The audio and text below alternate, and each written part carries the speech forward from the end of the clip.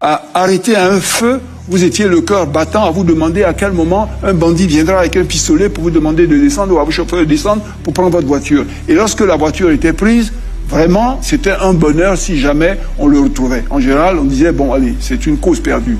Aujourd'hui, je ne sais même pas si le mot braquage est encore un mot qu'on prononce ici et là. Et quand il arrive qu'un véhicule soit pris, dans pratiquement l'heure qui suit, le véhicule est retrouvé.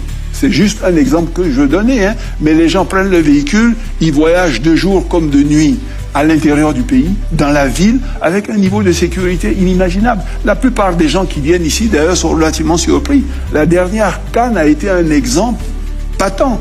Il y avait ici et là quelques suspicions, le nombre de personnes qui vont venir, ils seront dans toute la ville d'Abidjan, dans les restaurants, dans les hôtels, ils vont se déplacer ici et là. On a mis en place un système de sécurité, mais c'est eux qui ont dit, mais on est surpris du niveau de sécurité de ce pays. Et je ne parle même pas de personnes qui viennent du continent africain, mais même en dehors du continent. Donc aujourd'hui, sur le sujet de la sécurité, moi je considère que c'est vraiment l'un de nos meilleurs succès et on a toutes les chances de croire que 2030 va renforcer tout cela pour nous amener carrément à des standards, non pas africains, mais à des standards internationaux. Parce que l'ambition du président de la République, justement, à l'horizon 2030, c'est qu'en termes de standards, de sortir des indicateurs, même sur le continent. On a des capacités de réaliser aussi bien que des pays qui sont en Asie du Sud-Est, qui sont en Amérique latine, qui sont... Pourquoi est-ce qu'on ne pourrait pas le faire? Donc, relativement, quand vous regardez ces indicateurs, vous vous rendez compte que l'ambition du pays, l'ambition du président est grande pour une grande nation qui veut voir se développer, et on est capable d'y arriver, et on y arrivera. Alors, Monsieur le Premier ministre, je partage votre enthousiasme, votre satisfaction, c'est vrai, mais il y a quand même des questions liées, par exemple, au trafic de drogue, qui reste prépondérante en Côte d'Ivoire. Et il y a également la cybercriminalité qu'on ne peut pas nier au jour d'aujourd'hui, même si des efforts sont faits. Alors, vous, dans votre projet, comment allez-vous faire pour contenir ces trafiquants qui, au minimum, à minima, transitent par la Côte d'Ivoire? Je crois que ce sont des sujets auxquels doivent faire face un certain nombre de pays qui se trouvent dans des situations particulières. Vous voyez le contexte dans lequel nous nous trouvons. Nous nous trouvons, je dirais, dans un contexte où, ici et là, on a des pays qui sont qui doivent faire face au terrorisme.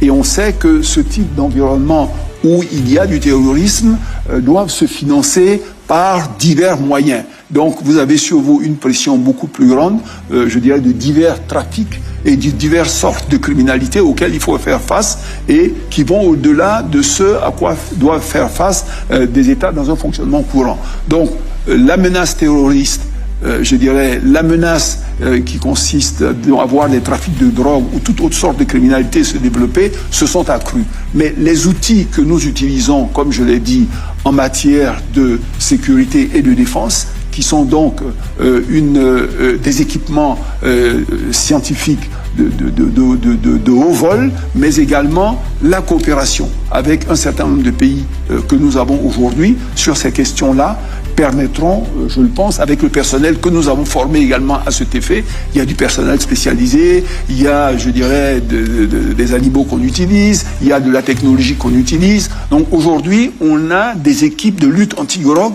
qui sont également d'une très grande compétence. On a des systèmes d'information et technologie qui nous permettent de tracer, de communiquer.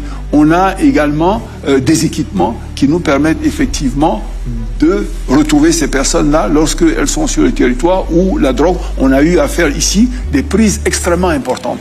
Donc je pense que c'est un sujet auquel, en permanence, il va falloir se consacrer, s'attaquer. Le sujet également, c'est que ce soit la défense aux frontières ou ces grands fléaux, ça prend des ressources extrêmement importantes. Que quelquefois, pour les pays en développement, les divertir de l'investissement sur le développement pour les consacrer à ce genre de fléaux n'est pas toujours aisé. Mais on arrive à mobiliser les ressources suffisantes et avec l'aide de partenaires à avoir des résultats extrêmement probants. Donc je ne suis pas inquiet que d'ici l'horizon 2030, on fasse des progrès significatifs dans le domaine de la lutte, je dirais, contre le trafic de drogue et la criminalité en général. Monsieur le Premier ministre, je veux partager votre optimisme. Sur la question du terrorisme, l'initiative d'Accra préconise qu'il y ait un renforcement de coopération militaire au niveau régional. Pour la Côte d'Ivoire, on le sait, on a quelquefois maille à partie avec nos voisins, les pays frontaliers. Je vais citer l'AES notamment. Comment renforcer donc cette coopération quand on ne s'entend pas toujours et bien avec les voisins? J'aimerais d'abord dire que nos relations avec les voisins, en tout cas ceux dont vous parlez, ce sont des relations fraternelles et d'amitié séculaires. Depuis le début des indépendances et bien avant.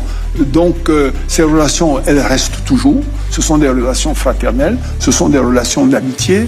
Un certain nombre de pays qui sont des pays frères et amis ont décidé pour des raisons particulières de se mettre ensemble pour mener un chemin de développement qu'ils souhaitent. Nous appartenons à des institutions multilatérales, que ce soit la CEDEAO et l'UEMOA, qui, sur ces questions de relations avec les différents acteurs, ont pris des positions. Et en général, la Côte d'Ivoire s'aligne sur la position des multilatéraux avec lesquels il aborde ces questions-là. Donc, le Ghana, le Nigeria, tous ces pays, on se concerte ensemble par rapport à ces questions dont vous faites mention, prendre des positions communes. Voilà, donc, ce seront des positions qui sont alliées. Et pour les autres pays? Lesquels? Burkina, Mali. Mais c'est ce que je dis. Je dis que... C'est pareil? Non, ce que je dis, c'est que dans cette discussion sur la question de l'AES et de ses relations avec les différents pays en matière économique, en matière de sécurité, sur toutes ces questions-là, la CEDEAO, l'UEMOA discutent de ces sujets et ensemble arrêtent d'accord partie le type de relation qu'il faut avoir sur la base des positions qu'eux-mêmes ont prises. Donc, pour moi, il n'y a aucun problème là-dessus. Les relations, elles vont exister. Ce sont des questions de sécurité qui sont préoccupantes et pour ces pays et pour nous-mêmes. Donc, on trouve les voies et moyens de continuer à coopérer, à discuter pour assurer la sécurité de la sous-région. Alors, monsieur le représentant du candidat, l'avenir d'une nation se mesure aussi par la qualité de son capital humain. On va donc parler du pilier 2, évoquer l'éducation, la santé, l'emploi, la solidarité. Monsieur le représentant du candidat, vos adversaires affirment que votre bilan repose sur les ponts, les routes, pas sur les hommes. Que leur répondez-vous ce soir? Je ne sais pas sur quel modèle économique eux ils fonctionnent, hein, mais si on regarde... Vous entendez souvent ces assertions? Enfin, je veux dire, pas nécessairement d'eux, hein. Ça peut venir également d'autres personnes qui ne sont pas nécessairement l'opposition ou nos adversaires politiques. Mais je crois que les modèles de développement aujourd'hui sont connus de par le monde.